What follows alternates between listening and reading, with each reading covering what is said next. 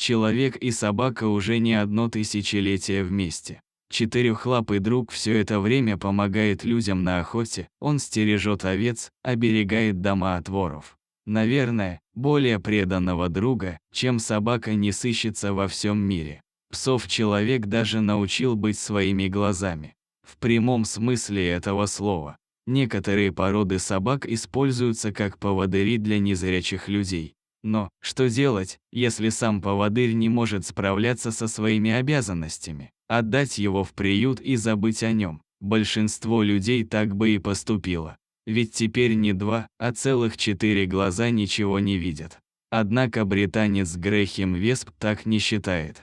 59-летний мужчина, незрячий. В течение 6 последних лет его глазами был кобель породы лабрадор по кличке Эдди. Когда Грэхэм его брал, Эдди уже было 2 года. Он был специально натренирован для того, чтобы человек не попал под машину или не ударился об низко висящую ветку дерева. За столько лет мужчина и пес стали самыми близкими друзьями. Но однажды с Эдди случилась беда. У него ветеринары обнаружили катаракту. Как бы они ни старались спасти зрение собаки, но все их попытки не увенчались успехом. Пес сначала ослеп на 1 глаз, а через пару недель и на 2. Теперь он не мог выполнять свои обязанности поводыря. Сейчас ему самому нужен был поводырь. Для Веспа это стало настоящей трагедией. Он привязался к псу, как к родному ребенку. Грэхэму советовали отдать Эдди в приют для больных животных. Пусть, дескать, доживает свой век на пенсии. Но мужчина просто не мог представить свою жизнь без Эдди. Отдать его в приют было для него равносильно предательству. Эдди ведь не поломавшаяся вещь, которую можно выбросить на помойку. Эдди – живое существо.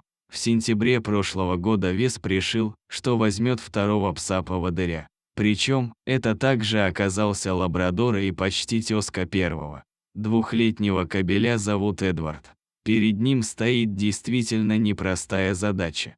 Ему приходится водить не только незрячего человека, но и такого же своего собрата. Эдди и Эдвард быстро поладили и нашли общий язык, что не могло не порадовать Грэхэма. Он переживал, что у молодого пса окажется буйный характер. Но его опасения не подтвердились. Наоборот, Эдвард прямо-таки ухаживает за своим старшим коллегой. Теперь Грэхэм гуляет с 2 собаками. И ему, как и раньше, не страшны ни оживленные улицы, ни темные переулки. Он знает, что у него есть Эдвард, который не бросит его в беде.